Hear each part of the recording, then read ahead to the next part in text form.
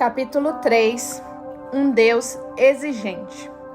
É necessário que estejamos dispostos a pagar qualquer preço, não importa quanto custa. Qualquer preço vale seu sorriso e sua presença. Smith Wigglesworth. Minha primeira reação ao entender que deveria avançar a um ponto tal em minha busca ao Senhor até que nada mais importe, não foi das melhores. Como compartilhei anteriormente, o sentimento de uma aparente exigência exagerada da parte de Deus, como se fosse apenas uma forma de tornar as coisas mais difíceis para nós, roubava minha capacidade de rendição e busca que eu precisava alcançar. Talvez você nunca tenha pensado dessa forma ou nada disso tenha incomodado. Mas ao longo dos anos eu já tive contato com muita gente que se identificava com esse tipo de pensamento imaturo e carnal. Portanto, quero encorajá-lo a refletir no ensino deste capítulo, nem que seja para ajudar alguém que pensa da mesma maneira. Embora a ideia deste ensino seja a de valorizar mais a bênção de compreender os porquês por trás dos princípios do que a crise em si que eles podem gerar em alguns que não entendem. Por que Deus estaria tão interessado em que nós o coloquemos em primeiro lugar? Por que ele tem que ser o mais importante a ponto de todas as outras coisas perderem a importância? Não sei se você já imaginou Deus como um sujeito um pouco exigente e um ser um tanto egocêntrico, mas eu já. Em minha carnalidade já pensei e questionei essas coisas. Obviamente, sem ter coragem de verbalizar ou oficializar este pensamento. Preferi acreditar que era um mero e momentâneo devaneio a imaginar que fosse uma espécie de julgamento. Era quase que como se eu, em meu íntimo, tivesse vontade de dizer: desculpe-me, Senhor. Sei que essa provavelmente não deve ser a verdade a teu respeito e que o problema deve ser a minha limitação e falta de entendimento. Mas às vezes me parece um pouquinho que tu tens uma necessidade muito grande de reconhecimento da nossa parte e uma leve inclinação a querer exercer domínio sobre nós. Algumas vezes eu me flagrava pensando no que Jesus classificou como o maior mandamento. Amarás, pois, o Senhor teu Deus de todo o teu coração, de toda a tua alma, de todo o teu entendimento e de toda a tua força. Marcos 12:30. Não se trata apenas de amá-lo, como eu afirmei no capítulo 1. Trata-se de amá-lo com amor total, com tudo o que há em nós. Parece ser uma exigência e tanto, não é mesmo? Outras vezes eu também me via pensando na ordem de Jesus sobre dar prioridade ao reino de Deus acima de todas as necessidades mais básicas. Portanto, não vos inquieteis dizendo: que comeremos, que beberemos, ou com que nos vestiremos, porque os gentios é que procuram todas essas coisas. Pois vosso Pai Celeste sabe que necessitais de todas elas. Buscai, pois, em primeiro lugar o seu reino e a sua justiça, e todas essas coisas vos serão acrescentadas. Mateus 6, 31 ao 33. Essa ideia de lugar de importância acerca de Deus e do seu reino pode ser assustadora se não tivermos o entendimento correto. É lógico que se eu me imaginasse no lugar do Criador, provavelmente não aceitaria esse tipo de comentário vindo de uma das minhas criaturas. Mas a intenção desse pensamento não era disputar com Deus o certo e o errado. O que eu queria, de fato, com toda sinceridade, era entender melhor tanto o Senhor como o seu princípio de exigir que Ele seja sempre o primeiro em nossa vida. Não queria me opor ao que ele estabeleceu por meio da palavra. Não tinha a menor intenção de discutir se era ou não razoável. Só queria entender a lógica por trás disso para não só facilitar a minha própria entrega, como também desfrutar melhor dos benefícios de tal rendição. Deus não precisa disso. A primeira coisa que o Senhor me levou a entender, não só racionalmente, mas por revelação, e não me refiro com esse termo a alguma espécie de visão mística, mas ao entendimento espiritual do fato, é que esse lugar que o Pai Celeste quer ocupar em nossa vida não é uma necessidade dele. É algo de que nós é que temos necessidade. É para o nosso próprio bem. Veja bem, eu criei 2 filhos que passaram a fase da adolescência sem grandes dificuldades. Mas eu sabia, como adolescente que fui, os desafios e contrariedades à fé e aos valores bíblicos que eles enfrentariam, especialmente na escola. Sempre tentei levá-los a confiar em mim e na Kelly, minha esposa e mãe deles. Tentei mostrar-lhes desde bem cedo que os pais sempre têm razão. Por quê? Certamente não era pelo fato de nós, os pais, termos algum problema de autoimagem. Não tínhamos necessidade alguma desse nível de confiança deles, mas queríamos isso para o bem deles mesmos. Eles é que precisavam nos ter em um lugar de alta confiança para que as outras vozes e conselhos dos amigos e dos não tão amigos não concorressem com aquela voz de instrução paternal que os guardaria e protegeria.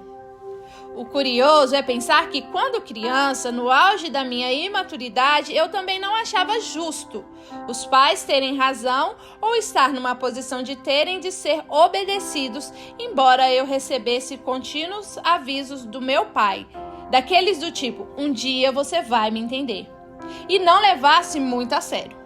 Porém, o tempo passou e eu me tornei pai e passei a estar na mesma posição em que meus pais também um dia estiveram. E foi quando me dei conta de que havia chegado a minha vez de dizer aos meus filhos, que um dia também dirão aos meus netos, um dia vocês irão me entender.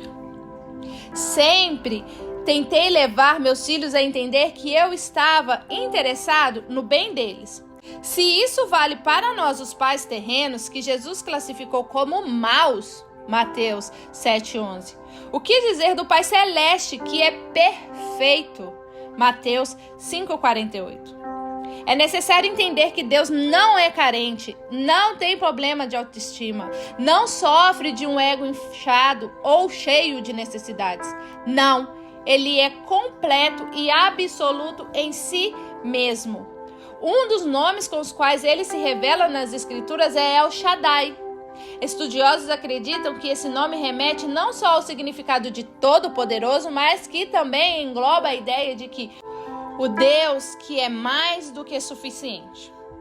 O Senhor não necessita do nosso amor e atenção. Não necessita que o coloquemos em primeiro lugar em nossa vida. Tampouco precisa da nossa adoração ou obediência. Quem precisa dele nesse lugar de distinção somos nós. É para o nosso próprio bem. Somente assim não nos perderemos diante daquilo que promove a concorrência ao seu senhorio. Jesus nos advertiu de que poderia haver outros senhores disputando o senhorio divino em nosso coração. Ninguém pode servir a 2 senhores, porque ou há de aborrecer-se de um e amar o outro, ou se devotaria a um e desprezará a outro. Não podereis servir a Deus e às riquezas. Mateus 6,24. Há outros senhores tentando alcançar o domínio do nosso coração. E as riquezas estão no páreo. Mas uma escolha tem de ser feita. Não dá para servir a 2 senhores. É um ou outro. O que acontece com Deus, se Ele deixar de ser nosso Senhor e as riquezas dominarem nosso coração? Nada demais. Certamente Ele sentirá nossa falta, mas nossa escolha equivocada não mudará a sua grandeza. E o que nós perdemos se Ele deixar de ser nosso Senhor e as riquezas se assenhorarem de nós? Tudo, porque não haverá glória ou futuro algum sem Deus. Aliás, as Escrituras revelam o desastre na vida dos que fizeram esse tipo de escolha. Ora, os que querem ficar ricos caem em tentação e cilada, e em muitas concupiscências insensatas e perniciosas, as quais afogam os homens na ruína e perdição. Porque o amor do dinheiro é a raiz de todos os males, e alguns, nessa cobiça, se desviaram da fé e a si mesmos se atormentaram com muitas dores. 1 Timóteo 6, 9 e 10. A Bíblia nos ensina na parábola do semeador acerca daquela semente que caiu entre espinhos. Estes cresceram e sufocaram aquela semente que havia germinado. Marcos 4:7. Sabemos que a semente é a palavra de Deus. Marcos 4:14. E qual o significado dos espinhos? Jesus mesmo explicou. Os outros, os semeados entre os espinhos, são os que ouvem a palavra, mas os cuidados do mundo, a fascinação das riquezas e as demais ambições corroendo, sufocam a palavra, ficando ela infrutífera. Marcos 18:19. E some-se a essa lista a declaração de Paulo aos Colossenses, a avareza que é idolatria. Colossenses 3:5. Sim, é isso mesmo. Ele classifica como idolatria a avareza, ou o lugar errado do dinheiro no coração de um cristão. Os versículos anteriores citados nos mostram o porquê da incompatibilidade entre dois senhores. Se o dinheiro dominar nosso coração, a palavra será sufocada. Poderemos nos desviar da fé, além de outros sofrimentos e dores. Portanto, quem perde em caso de não haver o senhorio divino no coração do homem? Não é Deus quem perde, somos nós mesmos. Dito isso, por que você acha que Deus quer ser nosso Senhor? Um Deus acima de qualquer suspeita. Quando avaliamos o desejo de Deus de ser o primeiro, o mais importante, o que deve exercer maior atração e domínio sobre o nosso coração, e interpretamos isso como abuso ou egocentrismo, é porque nossa natureza carnal está avaliando quais seriam os nossos motivos corrompidos para desejar isso, se estivéssemos em seu lugar. O Deus perfeito e incorruptível, que não tem necessidade de coisa alguma, só tem um motivo para desejar este lugar: guardar o nosso coração de outros senhores que destruirão nossa vida. Portanto, não estamos falando de controle e sim de proteção. A fé se apoia no caráter de Deus, um Deus que está acima de qualquer suspeita. Paulo declarou: porque sei em quem tenho crido. 2 Timóteo 1:12. Observe que o apóstolo não disse em que tenho crido, e sim em quem. A fé entende que Deus é alguém digno de confiança. Um pequeno vislumbre do que esperar de alguém com motivações perfeitas pode ser visto numa declaração de Jesus.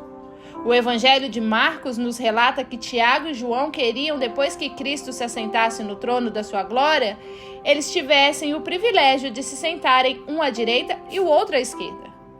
Era mais ou menos como um pedido para serem ministros da fazenda e ministro do planejamento, ou algo do gênero. Qual é a relação que isso gerou? A Bíblia diz: ouvindo isso, indignaram-se os 10 contra Tiago e João. Marcos 10:41. E por que se indignaram? Obviamente, porque cada um deles também queria o mesmo lugar. Isso revela o tipo de motivação que temos. Mas que dizer das do Senhor Jesus? Observe a declaração dele e conclua você mesmo. Mas Jesus, chamando-os para junto de si, disse-lhes: sabeis que os que são considerados governadores dos povos têm-nos sobre seu domínio, e sobre eles os seus maiorais exercem autoridade. Mas entre vós não é assim. Pelo contrário, quem quiser tornar-se grande entre vós, será esse o que vos servir. E quem quiser ser o primeiro entre vós, será servo de todos.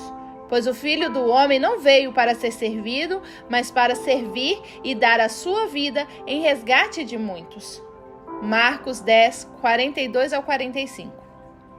Não podemos olhar para Deus com o filtro de nossas limitações e motivações erradas. Ele é perfeito. Marcos 5:48. Ele nunca falha, ele nunca erra, ele é o Deus que não pode mentir. Tito 1:2. Ele é fiel. 2 Tessalonicenses 3:3. Como disse Paulo, que diremos, pois? Há injustiça da parte de Deus? De modo nenhum. Romanos 9,14. Calculando o custo. Alcançar aquele nível de busca em que nada mais importa não é opcional. É o padrão divino para todo crente em Jesus. Às vezes somos levados a acreditar que aqueles que cumprem o padrão da busca apaixonada são os que poderíamos classificar como crentes especiais, enquanto aqueles que não cumprem o padrão seriam classificados como crentes normais. Grande engano. Preste atenção ao que o nosso Senhor falou acerca disso. Grandes multidões o acompanhavam e ele, voltando-se, lhes disse: Se alguém vem a mim e não aborrece seu pai e sua mãe, e sua mulher e filhos, e irmãos e irmãs, e ainda a sua própria vida, não pode ser meu discípulo. E qualquer que não tomar a sua cruz e vier após mim, não pode ser meu discípulo. Lucas 14, 25 ao 27. Parece-me que muitos acham que os cristãos que decidem tomar a cruz são especiais. Então, o que dizer dos que não tomam a sua cruz? Seguindo essa linha de raciocínio, acabamos concluindo que eles são os normais. O problema é que, pelas escrituras sagradas, essa ideia não tem base alguma. Jesus ensinou que quem não toma a sua cruz não pode ser seu discípulo. Ou se toma a cruz e é um discípulo de Cristo, ou não se toma a cruz e não é um discípulo de Cristo. Não tem outra forma de ver isso. Como disse François Fenelon, não há outra forma de viver essa vida cristã a não ser mediante uma contínua morte para o seu eu. É importante também observar que depois de classificar quem é e quem não é discípulo, na sequência do seu ensinamento, o Senhor Jesus nos mostra que todos deveriam aprender a calcular o custo antes de se lançar em qualquer empreitada. Pois qual de vós, pretendendo construir uma torre, não se assenta primeiro para calcular a despesa e verificar se tem os meios para concluir? Para não suceder que, tendo lançado os alicerces e não a podendo acabar, todos os que a virem zombem dele, dizendo: Este homem começou a construir e não pode acabar. Ou qual é o rei que, indo combater outro rei, não se assenta primeiro para calcular se com 10.000 homens poderá enfrentar o que vem contra ele, com 20.000? Caso contrário, estando o outro ainda longe, envia-lhe uma embaixada pedindo condições de paz. Assim, pois, todo aquele que dentre vós não renuncia a tudo quanto tem, não pode ser meu discípulo. Lucas 14, do 28 ao 33. É lógico que o mestre não estava preocupado em ensinar apenas sobre planejamento financeiro, importância de fazer um orçamento ou técnicas de construção. Ele usa isso como um exemplo para aqueles que querem ser seus discípulos. Cristo está mostrando por meio desse exemplo que é necessário calcular quanto custa ser seu discípulo antes de nos dedicarmos a este projeto. O Senhor Jesus nos mostra que, à semelhança da edificação de uma torre, há aqueles que entram na caminhada cristã ignorando completamente o custo necessário para chegar até o fim. Não concluem a construção porque entram nela completamente despreparados para o custo que os aguarda. O significado da segunda alegoria é o mesmo. Ele fala de um rei que, para entrar em guerra com outro rei, precisa calcular o custo do projeto para ver se pode dar cabo dele. E atente para o detalhe de que, em ambas as parábolas, a moral da história não é apenas sentar para calcular quanto custa a empreitada. A essência da mensagem tem a ver com por que temos de fazer as contas. A conclusão, o ponto central desse ensino de Cristo é que é melhor não começar do que começar sem ter condições de concluir a empreitada. A que isso nos remete? À semelhança daqueles que começaram a construir a torre e não puderam concluir, temos muitos cristãos ao longo da história e, em especial, em nossos dias, que não completaram a carreira cristã. E assim como foi dito na parábola, o projeto acaba se tornando alvo de zombaria. O evangelho sofre escárnio e até descrédito por conta da nossa ignorância do que é, de fato, ser cristão. A mensagem desse livro não diz respeito apenas a ser um cristão melhor. Ela fala de sermos verdadeiros cristãos. Se amar ao Senhor de todo o coração é o maior mandamento e mesmo assim insistimos em nem sequer cumprir o primeiro da lista, O que esperar acerca da nossa obediência aos demais decretos? Muitos abraçam o evangelho pensando apenas naquilo que podem lucrar com sua decisão. Infelizmente, a negligência da igreja começa a partir da nossa própria pregação e ensino, em nossa apresentação do cristianismo, que tem se tornado cada vez mais focada nos benefícios que as pessoas podem ter, em detrimento do preço que elas terão de pagar. Preço? Você falou em preço a ser pago na vida cristã? Eu não. Quem falou foi Jesus. Ele é quem disse que temos de calcular o custo antes de começar a carreira cristã. O conflito que esse conceito gera se deriva de uma visão incompleta dos princípios bíblicos. Ultimamente, tenho ouvido muita gente afirmar que quem entende a graça sabe que não há lugar para esforço na vida cristã. O problema dos que fazem tal afirmação é que estão apenas com parte da verdade. Não estão enxergando o quadro todo. Quando chegamos a Cristo, recebemos uma salvação que é pela fé e não pelas obras. Efésios 2, 8 e 9. Não há mérito algum em nós e nada que possamos fazer que nos qualifique a receber a salvação como se ela fosse algum tipo de recompensa. Isso é mais do que óbvio e ninguém questiona essa verdade. Porém, uma coisa é dizer que nossos esforços não nos fazem merecedor, o que é fato. E outra coisa é dizer que eles não são necessários e que não podem, em hipótese alguma, interagir com a graça. O próprio Cristo afirmou: esforcem-se para entrar pela porta estreita, porque eu lhes digo que muitos tentarão entrar e não conseguirão. Lucas 13, 24. Se não há necessidade de esforço, por que Jesus exigiria isso de nós? A graça não é uma obra unilateral da parte de Deus. O acesso à graça é por meio da fé. Romanos 5:2. Se eu não crer, não acesso os depósitos da graça. Portanto, a graça não apenas age em nossa vida, ela reage ao nosso comportamento de fé. E essa fé não se expressa somente por meio das palavras. Romanos 10, 9 e 10. Mas também por meio de obras. Tiago 2, 17 e 18. As recomendações bíblicas sobre diligência, dedicação e esforço são abundantes no Novo Testamento. Embora elas não nos façam merecedores de Deus ou do seu reino, não significa em absoluto que Deus e seu reino não mereçam nossa diligência, dedicação e esforço.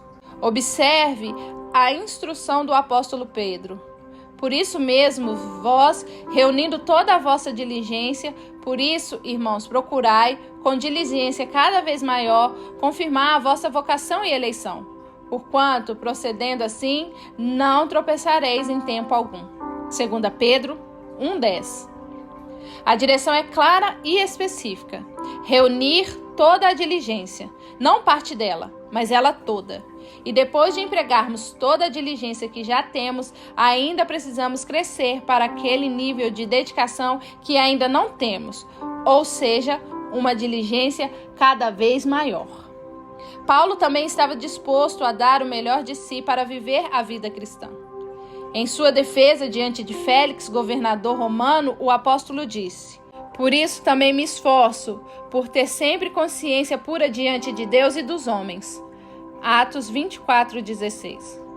Escrevendo aos Coríntios, ele declara: é por isso que também nos esforçamos, quer presentes, quer ausentes, para lhes sermos agradáveis. 2 Coríntios 5:9. Além de falar do seu próprio esforço, o apóstolo também recomenda aos cristãos que se esforcem. Esforcem-se para ter uma vida tranquila, cuidar dos seus próprios negócios e trabalhar com as próprias mãos, como nós os instruímos. 1 Tessalonicenses 4:11. Insisto, isso não significa que alcançaremos resultados espirituais apenas mediante o esforço, mas sim que não viveremos o melhor de Deus sem Ele. Nosso amor e busca ao Senhor deve ser de todo o coração. Nossa obediência e diligência deve ser completa. E com o assunto da nossa entrega não é diferente. O Evangelho também requer rendição total. E precisamos, como afirmei anteriormente, notificar as pessoas a respeito do custo antes mesmo de elas começarem a caminhada cristã. Nossa geração tem recebido um evangelho transgênico, que apresenta muito bem os direitos do homem na aliança de Deus, mas se recusa a apresentar os deveres do homem no relacionamento com o Senhor. Quanto custa o reino de Deus? Alguém, em determinada ocasião, me perguntou: quanto custa o reino de Deus? Respondi de imediato: tudo o que você tem. A pessoa surpresa me questionou: mas não é de graça? E eu disparei: é pela graça, um favor imerecido, mas não é sem custo. Vamos examinar o que Jesus falou sobre esse assunto. O reino dos céus é semelhante a um tesouro oculto no campo, o qual certo homem, tendo-o achado, escondeu. E transbordante de alegria vai, vende tudo o que tem e compra aquele campo. O reino dos céus é também semelhante a um que negocia e procura boas pérolas, e tendo achado uma pérola de grande valor, vende tudo o que possui e a compra. Mateus 13, 44 ao 46. O ensino é o mesmo nas duas parábolas. Tanto na primeira como na segunda alegoria, temos alguém que encontra algo muito valioso: o campo com o tesouro e a pérola. E em ambos os casos, o texto diz que a pessoa vende tudo o que possui para adquirir o que encontrou. É lógico que a Bíblia não está dizendo que compramos nossa entrada no reino de Deus, mas está dizendo que isso nos custa tudo o que temos. Como é possível conciliar isso? Voltando à conversa que mencionei anteriormente, ao responder que a entrada no reino de Deus é pela graça, mas não sem custo, a mesma pessoa me questionou outra vez: você está querendo dizer que temos de comprar nossa entrada no reino dos céus? Ao que respondi: não, você não compra nada. Na verdade, você é comprado. E passei então a explicar para essa pessoa a obra da redenção. A palavra de Deus nos revela que Jesus nos comprou para o Pai.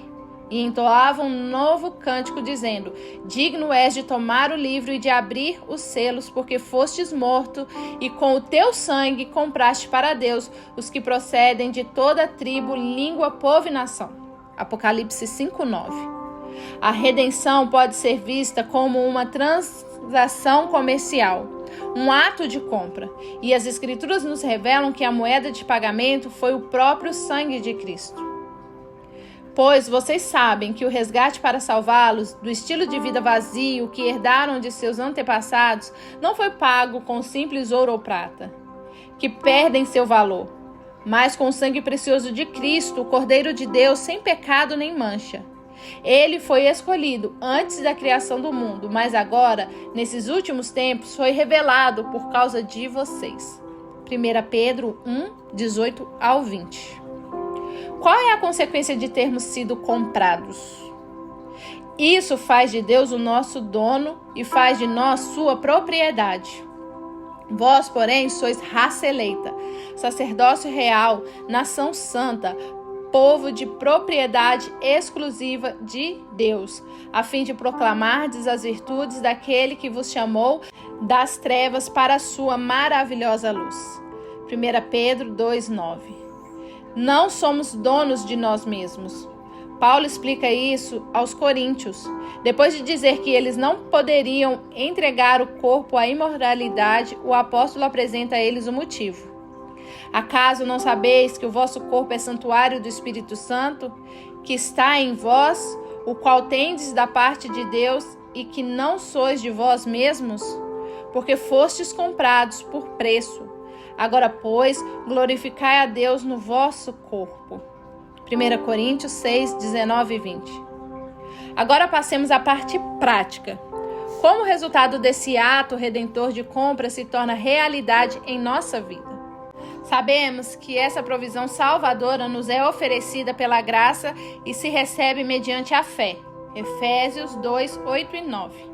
Mas é importante ressaltar que a fé tem uma confissão, uma declaração verbal. Se com a tua boca confessares Jesus como Senhor e em teu coração creres que Deus o ressuscitou dentre os mortos, serás salvo. Porque com o coração se crê para a justiça e com a boca se confessa a respeito da salvação. Romanos 10, 9 e 10. Portanto, além de crer com o coração, é necessário confessar com a boca a fim de receber a salvação. E aí surge outra questão. Confessar o quê? A igreja moderna passou a pregar que precisamos confessar Jesus como Salvador. Mas não é isso que Paulo diz. Ele diz que temos de confessar Jesus como Senhor. Mas Cristo não é o nosso Salvador? Sim, mas esse não é o objetivo da nossa confissão. É o resultado. A palavra Senhor é fraca em nossa língua e cultura. Mas na língua e cultura dos tempos bíblicos, não. Era uma palavra que expressa algo maior do que costumamos mensurar hoje em dia. A palavra grega traduzida para Senhor no Novo Testamento é Kyrios, e de acordo com o Lexo de Strong, significa aquele a quem uma pessoa ou coisa pertence, sobre a qual ele tem o poder de decisão. Mestre, Senhor, o que possui e dispõe de algo. Proprietário, alguém que tem o controle da pessoa. E em relação aos governantes, poderia significar soberano, príncipe, chefe, o imperador romano.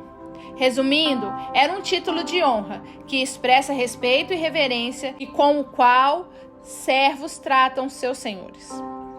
Era esse o significado da palavra Senhor, quando um escravo se dirige ao seu amo, seu dono, e o chama de Senhor.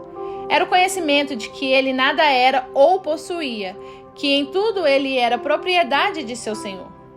Depois de entender isso, precisamos entender que a Bíblia nos manda confessar Jesus como Senhor, com esse significado.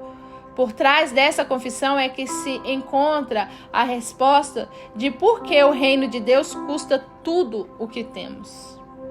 O ato redentor de compra realizado por Jesus requer uma apropriação de fé e uma confissão que reconhece, que torna legítimo o ato da compra.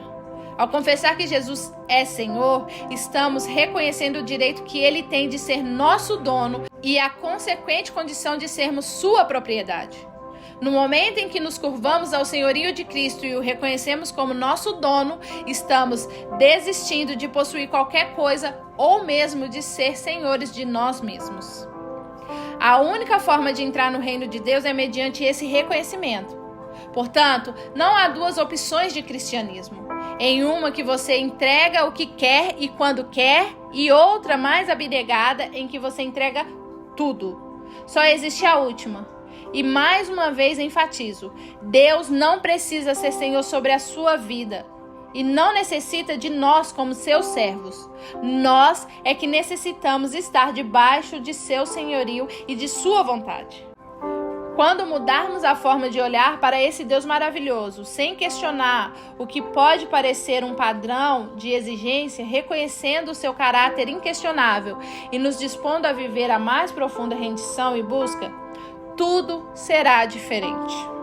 Nesse capítulo, abordei o propósito de fazer de Deus o mais importante, o primeiro em nossa vida. Isso diz respeito a nos proteger sobre seu senhorio. No próximo capítulo, darei ênfase às consequências de dar a Ele este lugar.